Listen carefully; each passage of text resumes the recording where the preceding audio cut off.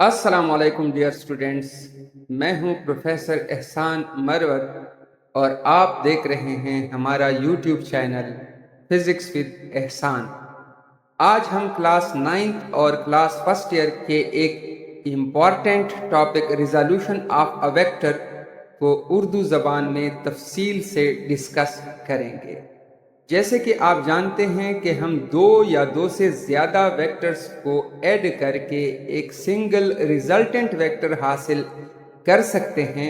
इस तरह हम किसी एक सिंगल वेक्टर को उसके कंपोनेंट में वापस भी रिजॉल्व यानी स्प्लिट कर सकते हैं। किसी भी वेक्टर को आप इनफाइनाइट जनरल कंपोनेंट्स में स्प्लिट कर सकते हैं। ये कंपोनेंट्स एक दूसरे पर परपेंडिकुलर नहीं होंगे। आप अपनी मर्जी से कोई भी directions in infinite numbers of components को दे सकते हैं। लेकिन जब हम इसको रेक्टेंगुलर कंपोनेंट्स में रिजॉल्व करेंगे तो हम इसे दो या तीन कंपोनेंट्स में रिजॉल्व कर सकते हैं। प्रैक्टिकल लाइफ से एक एग्जाम्पल लेते हैं। फर्ज करें कि हम रस्सी के साथ बंधे हुए एक बक्स को ज़मीन पर घसीटते हैं, जैसे कि आपको तस्वीर में नज़र आ रहा है। अब यहाँ पर इस बक्स पर जो फोर्स लगती है वो इस रोप यानी रस्सी की डायरेक्शन में लगती है, जबकि जो बक्स है वो ज़मीन की सरफेस यानी अर्थ सरफेस पे हरकत कर रहा है। तो जिस डायरेक्शन में ये बक्स हरकत कर रहा है, फोर्स उसके साथ एक एंगल बनाता है। इससे मालूम होता है कि ये सारी की सारी फोर्स इस बक्स को नहीं खींच रही, बल्कि इस फोर्स का कोई कंपोनेंट इस बक्स को खींच रहा है। और उस कंपोनेंट को मालूम करने के लिए हमें इस फोर्स को रेक्टेंगुलर कंपोनेंट्स में रिजॉल्व करना पड़ता है। Resolution of a vector into rectangular components. Definition ये है कि किसी भी वेक्टर को दो या दो से ज़्यादा कंपोनेंट्स जो बाहमी तौर पर यानी एक दूसरे पर परपेंडिकुलर होते हैं, एक दूसरे के साथ 90 डिग्री का एंगल बनाते हैं, इस प्रोसेस को हम resolution of a vector into rectangular components कहते हैं। सवाल ये पैदा होता है कि किसी भी वेक्टर को कितने कंपोनेंट्स में रिजॉल्व किया जा सकता है। तो इसका जवाब ये है कि आप किसी एक वेक्टर को इनफाइनाइट जनरल कंपोनेंट्स में रिजॉल्व कर सकते हैं। ये कंपोनेंट्स एक दूसरे के ऊपर परपेंडिकुलर नहीं होंगे, बल्कि मुख्तलिफ डायरेक्शंस में होंगे, और इस सिलसिले में आप आज़ाद हैं कि उन कंपोनेंट्स की कोई भी डायरेक्शन रख सकते हैं। लेकिन अगर हम इसी वेक्टर को रेक्टेंगुलर कंपोनेंट में रिजॉल्व करते हैं तो फिर थ्री डायमेंशनल स्पेस में हम उसको तीन रेक्टेंगुलर कंपोनेंट्स में रिजॉल्व कर सकते हैं। लेकिन अगर वो वेक्टर हमारे पास टू डायमेंशनल प्लेन में है तो फिर हम उस वेक्टर को दो कंपोनेंट्स में रिजॉल्व कर सकते हैं। ये जो तीसरा केस है इसको हम स्टडी करेंगे, यही आपके कोर्स का हिस्सा है। तो यहाँ हम एक वेक्टर को दो कंपोनेंट्स में रिजॉल्व करेंगे। उन कंपोनेंट्स को रेक्टेंगुलर कंपोनेंट्स कहा जाता है। रेक्टेंगुलर कंपोनेंट्स उन्हें इसलिए कहा जाता है कि रेक्टेंगल में तमाम साइड्स के दरमियान 90 डिग्री का एंगल होता है, यानी रेक्टेंगल के चारों साइड्स एक दूसरे के ऊपर परपेंडिकुलर होते हैं।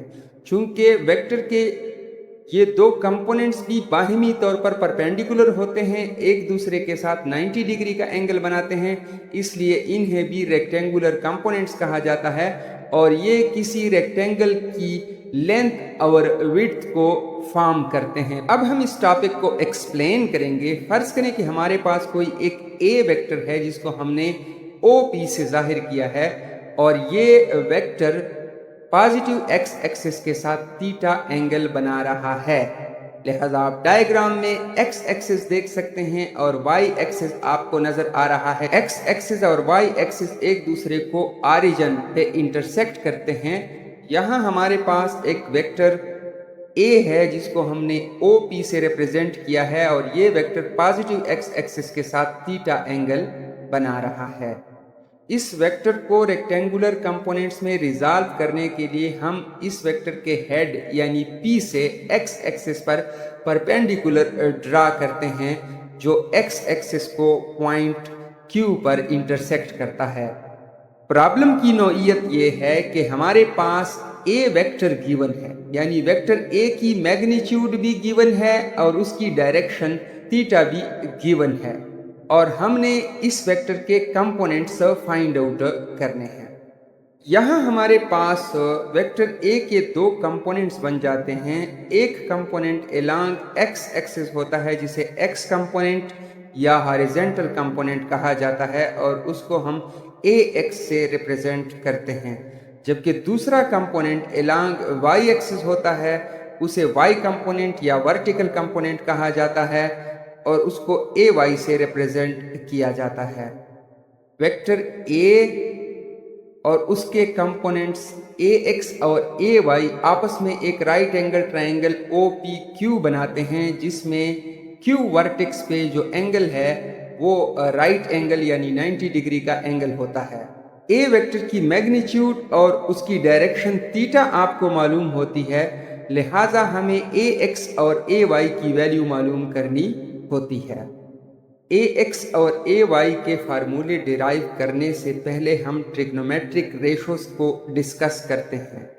ट्रिग्नोमेट्रिक रेशो से मुराद किसी राइट एंगल ट्राइंगल के दो साइड्स के दरमियान रेशो है।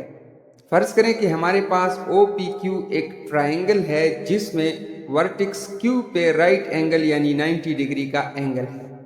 इस राइट एंगल के अपोजिट जो साइड होती है उसे हाइपोटेन्यूज कहा जाता है, और जो ट्रिग्नोमेट्रिक रेशो में हम एंगल थीटा लेते हैं उस एंगल के अपोजिट साइड को हम परपेंडिकुलर कंसीडर करते हैं, जबकि उस एंगल थीटा के साथ एडजेसेंट साइड को हम बेस कंसीडर करते हैं।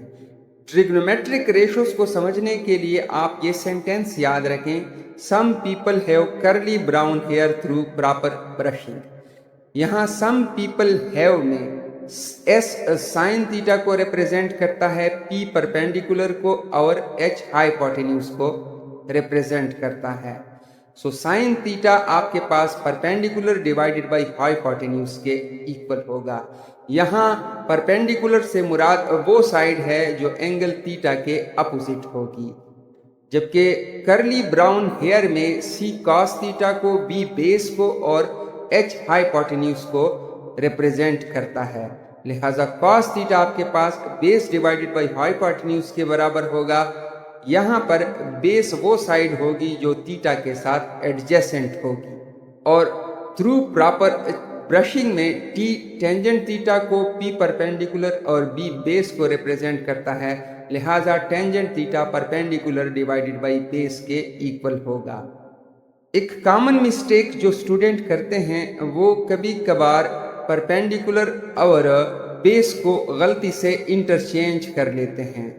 जो डायग्राम हमने अभी बनाया था उसके मुताबिक थीटा के सामने वाली साइड यानी PQ परपेंडिकुलर होगी और साइन थीटा हमारे पास PQ डिवाइडेड बाई OP के बराबर होगा, जबकि थीटा के साथ एडजेसेंट साइड OQ को बेस कंसीडर किया जाएगा और cos थीटा हमारे पास OQ डिवाइडेड बाई OP के बराबर होगा और टेंजेंट थीटा हमारे पास PQ डिवाइडेड बाई OQ के बराबर होगा। अब इसी ट्राइंगल OPQ में अगर हम O वर्टेक्स पे थीटा एंगल लेने की बजाय अगर हम P वर्टेक्स पे एक फाई एंगल ले लें और हम साइन ऑफ फाई मालूम करना चाहें तो बहुत सारे स्टूडेंट्स PQ को परपेंडिकुलर कंसीडर कर लेते हैं, जबकि मैंने आपको बताया था कि परपेंडिकुलर वो साइड होगी कि जो एंगल आप ले रहे हैं उसके अपोजिट जो साइड बनेगी उसको आपने परपेंडिकुलर कंसीडर करना है। लिहाजा साइन ऑफ फाई आपके पास OQ डिवाइडेड बाई OP के बराबर होगा और एंगल फाई के साथ एडजेसेंट साइड जो होगी उसको आपने बेस कंसीडर करना है। लिहाजा cos ऑफ फाई आपके पास PQ डिवाइडेड बाई OP के बराबर होगा और टेंजेंट थीटा आपके पास OQ डिवाइडेड बाई PQ के बराबर होगा। अब वापस हम अपने टॉपिक की तरफ जाते हैं और हम AX और AY की वैल्यू डिराइव करते हैं। ट्राइंगल ओ पी क्यू एक राइट एंगल ट्राइंगल है और इसमें सबसे पहले हम एक्स कंपोनेंट या हॉरिजॉन्टल कंपोनेंट ए एक्स की वैल्यू मालूम करेंगे। तो इस ट्राइंगल में हमारे पास cos theta A X divided by A के बराबर होगा, क्योंकि ए एक्स थीटा के साथ एडजेसेंट साइड है, लिहाजा ये बेस होगा और ए आपके पास राइट एंगल के अपोजिट साइड को हम हाइपोटेन्यूज कंसीडर करेंगे। इस इक्वेशन में ए जो राइट साइड पे डिवाइड है ये लेफ्ट साइड पे जाके मल्टीप्लाई हो जाएगा और हमारे पास ए एक्स की वैल्यू बराबर होगी ए कॉस थीटा। ये हमारे पास X component of the vector है। अगर इसको आप वेक्टर फॉर्म में लिखना चाहते हैं तो x component along x axis होता है और एक्स एक्सिस की डायरेक्शन को हम आई यूनिट वेक्टर से रिप्रेजेंट करते हैं, जबकि वाई एक्सिस की डायरेक्शन को हम जे यूनिट वेक्टर से रिप्रेजेंट करते हैं। लिहाजा इस इक्वेशन के दोनों तरफ हम आई यूनिट वेक्टर से मल्टीप्लाई कर देंगे और हमारे पास एक्स कंपोनेंट वेक्टर फॉर्म में आ जाएगा। नेक्स्ट हम y कंपोनेंट या वर्टिकल कंपोनेंट मालूम करेंगे। तो हमारे पास ट्राइंगल ओ पी क्यू में sine of theta this will be equal to perpendicular यानी A Y divided by A Y की वैल्यू मालूम करने के लिए ए यहाँ पर डिवाइड है, इसको इक्वेशन के दूसरे तरफ ले जाएंगे और वहाँ ये मल्टीप्लाई हो जाएगा। ए वाई की वैल्यू हमारे पास ए साइन थीटा के इक्वल होगी। ये हमारे पास वेक्टर ए का y कंपोनेंट होगा। अगर आप इसको वेक्टर फॉर्म में लिखना चाहते हैं तो जैसे कि मैंने पहले बताया कि y एक्सिस की डायरेक्शन को j यूनिट वेक्टर से रिप्रेजेंट किया जाता है, लिहाजा इस इक्वेशन के दोनों तरफ j यूनिट वेक्टर से मल्टीप्लाई कर लेंगे तो हमारे पास ए वाई वेक्टर फॉर्म में इस तरह आ जाएगा। अब ज़रा हम रिजोल्यूशन ऑफ अ वेक्टर के फिजिकल मीनिंग को डिस्कस करते हैं कि इसका मतलब क्या निकलता है और इसका क्या फ़ायदा है। तो फर्ज करें हमारे पास एक 100 न्यूटन फोर्स है जो किसी ऑब्जेक्ट पर 60 डिग्री एंगल पर अमल कर रही है। आपको डायग्राम में नज़र आ रहा है कि हॉरिजॉन्टल सरफेस पर एक बक्स पड़ा है और इस बक्स पर एक फोर्स 100 न्यूटन अमल कर रही है जो हॉरिजॉन्टल के साथ 60 डिग्री का एंगल बना रही है। इस बक्स पर जो हॉरिजॉन्टल फोर्स होगा वो इस फोर्स F का x कंपोनेंट होगा और उसका फार्मूला है Fx is equal to F cos theta. अगर इस फार्मूले में हम F की वैल्यू और थीटा की वैल्यू पुट कर दें तो हमारे पास Fx की वैल्यू 50 न्यूटन आ जाएगी। इसी बक्स पर जो वर्टिकल फोर्स होगी Fy, तो उस Fy फोर्स का फार्मूला है F sin थीटा।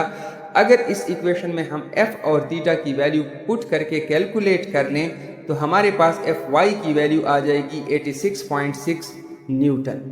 अब ये जो 50 न्यूटन हॉरिजॉन्टल फोर्स है, यही फोर्स इस बक्स को पुश करेगी और इसको एक पॉइंट से दूसरे पॉइंट की तरफ ले जाएगी, जबकि जो वर्टिकल कंपोनेंट Fy 86.6 न्यूटन है ये इस बक्स को पुश करने में कोई रोल प्ले नहीं करता। ये जस्ट इस बॉडी के वेट को रिड्यूस करता है, क्योंकि किसी भी बॉडी का जो वेट है वो डाउनवर्ड होता है और ये वर्टिकल कंपोनेंट अपवर्ड है, लिहाजा ये वेट के अपोजिट डायरेक्शन में होता है और उसको रिड्यूस करता है, लेकिन इस बॉडी को डिस्प्लेस करने या एक जगह से दूसरी जगह पुश करने में कोई रोल प्ले नहीं करता।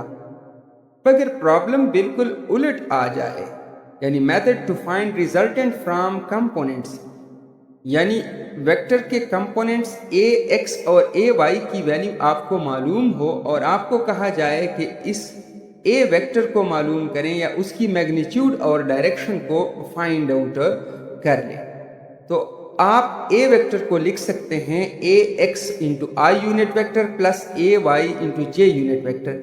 ये आपके पास ए वेक्टर आ जाएगा। अगर आप इस वेक्टर की सिर्फ मैग्नीट्यूड मालूम करना चाहते हैं तो उसके लिए आप यहाँ पर पाइथागोरस थ्योरम अप्लाई करेंगे, क्योंकि ए एक्स ए वाई और ए आपके पास एक राइट एंगल ट्राइंगल बना रहे हैं और पाइथागोरस थ्योरम के मुताबिक hypotenuse square is equal to base square plus perpendicular square.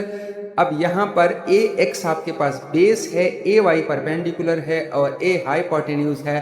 अगर इस इक्वेशन में वैल्यूज पुट की जाए और उसके बाद इस इक्वेशन पे हम स्क्वायर रूट ले लें तो हमारे पास ए वेक्टर की मैग्नीट्यूड आ जाएगी square root of A X square plus A Y square. ये ए वेक्टर की मैग्नीट्यूड है। ए वेक्टर की डायरेक्शन यानी थीटा मालूम करने के लिए हम ट्रिग्नोमेट्रिक रेशो टेंजेंट थीटा का इस्तेमाल करेंगे। Tangent theta perpendicular divided by base के बराबर होता है। यहाँ परपेंडिकुलर ए वाई है और बेस ए एक्स है। अगर इस एक्सप्रेशन के दोनों तरफ हम टेंजेंट इनवर्स ले लें तो हमारे पास थीटा बराबर होगा tangent inverse of A Y divided by A X. ये हमारे पास ए वेक्टर की डायरेक्शन होगी। आखिर में आपको प्रैक्टिस के लिए कुछ न्यूमेरिकल प्रॉब्लम असाइनमेंट के तौर पर दे रहा हूँ। पहला न्यूमेरिकल प्रॉब्लम है कि एक वेलोसिटी जो वेक्टर है, पहला न्यूमेरिकल है कि एक वेलोसिटी वेक्टर जो 80 मीटर पर सेकेंड है वो पॉजिटिव एक्स एक्सिस के साथ 30 डिग्री का एंगल बना रहा है। तो इसके रेक्टेंगुलर कंपोनेंट्स यानी X component of velocity V X और Y component of velocity V Y मालूम कर लें। दूसरा न्यूमेरिकल प्रॉब्लम आपके लिए है कि आप एक वेक्टर की मैग्नीट्यूड और उसकी डायरेक्शन मालूम कर लें अगर उसके कंपोनेंट आपको दिए गए हों। A X is equal to -2.3 centimetre और A Y is equal to +4.1 centimetre. जबकि तीसरा आपके पास प्रॉब्लम है कि अगर आपको एफ एक्स की वैल्यू 3 न्यूटन दी गई हो और एफ की वैल्यू यानी जो रिजल्टेंट फोर्स है वो आपको 5 न्यूटन दिया गया हो तो इस वेक्टर का वाई कंपोनेंट क्या होगा। हमारे वीडियो लेक्चर को तफसील से देखने का बहुत शुक्रिया। आपसे एक गुजारिश है कि आप कमेंट में अपने शहर का और अपने इलाके का नाम ज़रूर मेंशन करें ताकि हमें पता चल सके कि हमारे वीडियो लेक्चर्स कौन से शहर में देखे जा रहे हैं। अगर ये वीडियो आपको पसंद आई हो तो इसको लाइक करें, हमारे चैनल को सब्सक्राइब करें और हमारे चैनल का लिंक अपने दोस्तों के साथ, अपने क्लासमेट्स के साथ शेयर करें। अपना ख्याल रखिएगा। अल्लाह हाफिज़।